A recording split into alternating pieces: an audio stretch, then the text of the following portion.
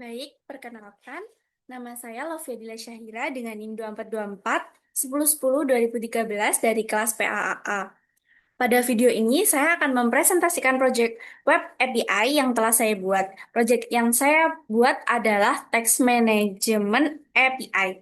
Alasan saya membuat tema ini karena sistem manajemen tugas sering digunakan dalam dunia kerja maupun perkuliahan untuk mengelola pekerjaan, proyek, dan juga deadline. Teknologi yang saya gunakan adalah bahasa pemrograman C#, framework ASP.NET Core API, database PostgreSQL, dan Swagger untuk dokumentasi API. Selanjutnya, saya akan menjelaskan database yang saya gunakan.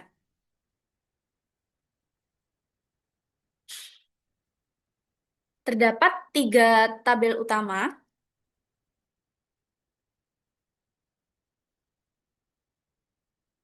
Terdapat tiga tabel utama. Yang pertama, tabel user yang berisi data pengguna seperti ID, nama, email, dan juga terdiri dari ID, nama, dan juga email. Selanjutnya, tabel project yang berisi data project yang terhubung ke user melalui user ID.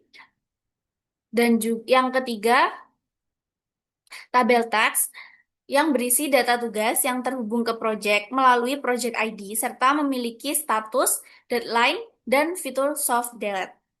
Relasi antar tabel itu yang pertama, tabel user dapat memiliki satu user dapat memiliki banyak project. Dan yang kedua, satu project dapat memiliki banyak teks. Selanjutnya, di sini terdiri dari beberapa data, contohnya seperti data Andi dan Budi, project website, dan juga project mobile.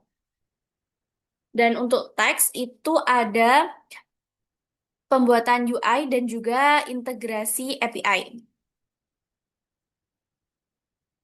Nah, eh, pada penggunaan kali ini, saya akan menggunakan Swagger untuk melakukan demo endpoint. Di dalam Swagger terdapat beberapa endpoint, yaitu user, project, dan juga text.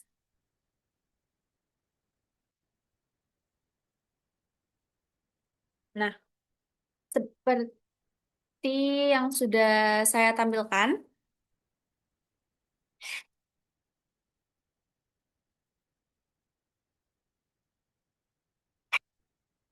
saya akan mencoba endpoint dari get untuk mengambil semua data di dalam teks. Jadi saya menggunakan teks. Try it out, execute.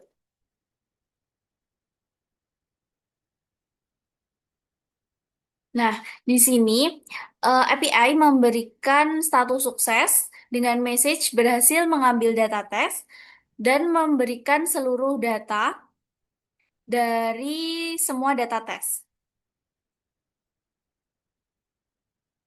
Terlihat bahwa API mengembalikan respon dengan format JSON dengan status sukses dan data berupa list text-nya. Selanjutnya, saya akan mencoba endpoint post untuk menambahkan data baru. Try it out. Saya akan menambahkan project ID-nya 1 dan titelnya Testing API dengan status pending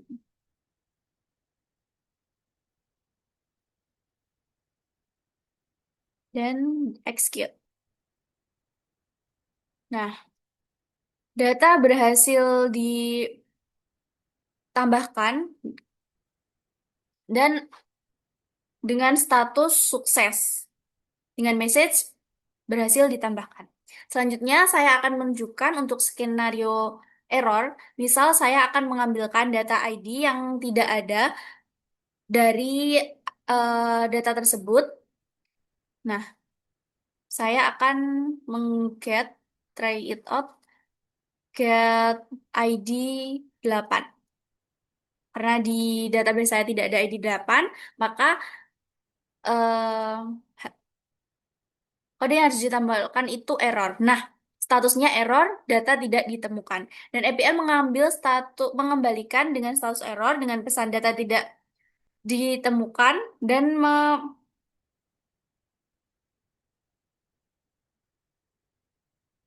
dan menggunakan kode status 404. Selain itu, jika file wajib seperti title yang tidak diisi, maka API akan mengembalikan status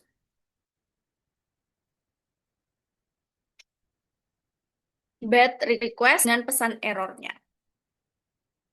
Selanjutnya, saya akan menunjukkan dari struktur project yang yang sudah saya buat. Yang pertama, ada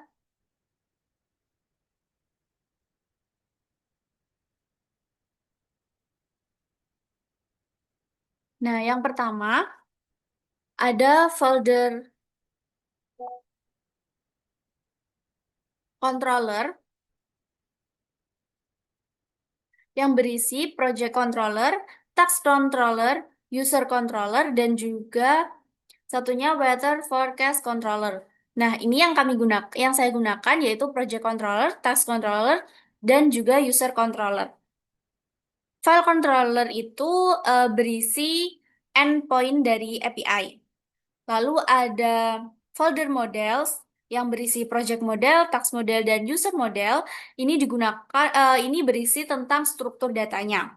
Dan juga folder data yang berisi folder data dengan nama dbcontext.cs.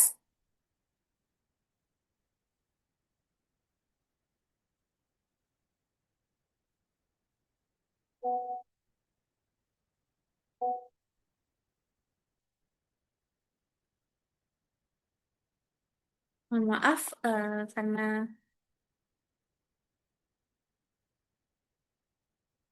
sedikit melek di laptop saya. Nah, untuk data ada DB Context yang berisi tentang koneksi dari database-nya. Selanjutnya ada file bernama program.cs. Ini adalah konfigurasi dari aplikasinya. Lalu ada app app settings.json untuk konfigurasi koneksi database-nya. Selanjutnya saya akan menjelaskan tentang salah satu endpoint yaitu post pada task controller tadi,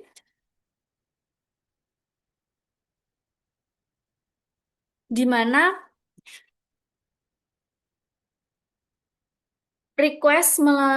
post itu dijalankan. Nah, ini saya kan post Project ID 1 testing API dengan status pending dan dengan status sukses dan berhasil ditambahkan. Pertama, request itu masuk melalui route post atau slice API slice text. Kemudian dilakukan validasi untuk memastikan bahwa data yang dikirim tersebut adalah valid, misal titel tidak boleh kosong.